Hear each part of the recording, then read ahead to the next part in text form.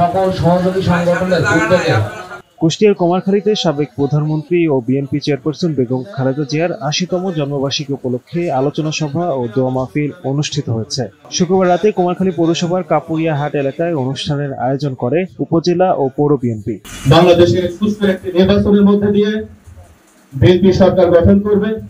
বেগম খালেদা জিয়ার ৮০তম জন্মদিন উপলক্ষে নওগাঁয় আলোচনা সভা ও দোয়া মাহফিল অনুষ্ঠিত হচ্ছে। শুক্রবার বিকেলে খালেদা জিয়ার সুস্বাস্থ্য কামনায় দোয়া অনুষ্ঠিত হয়।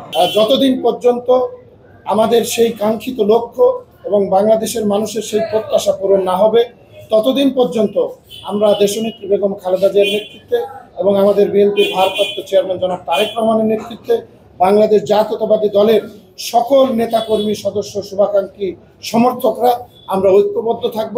এদিকে বেগম খালেদা জিয়ার জন্মদিন উপলক্ষে সুস্থতা কামনায় নরসিংদী রায়পুরায় মিলাদ ও দোয়া মাহফিল অনুষ্ঠিত হচ্ছে। সততার জীবন যারা যাপন করে তাদের জন্য, যারা দেশের উন্নয়নের কাজ করে তাদের জন্য, যারা দেশকে সুন্দরভাবে বহির্বিশ্বে পরিচিত করতে চায়, বহির্বিশ্বে বাংলাদেশকে নতুনভাবে উপস্থাপন করতে চায়, তাদের জন্য ওনার কাছে অনেক ভালোবাসা আছে। নাটোরে বিএনপি চেয়ারপারসন ও সাবেক প্রধানমন্ত্রী খালেদা জিয়ার ৮০তম জন্মবার্ষিকী পালন করা হয়। শুক্রবার জেলা বিএনপির আয়োজনে নাটোরে বিএনপি চেয়ারপারসন ও সাবেক প্রধানমন্ত্রী বেগম খালেদা জিয়ার ৮০তম জন্মবার্ষিকী পালন করা হয়।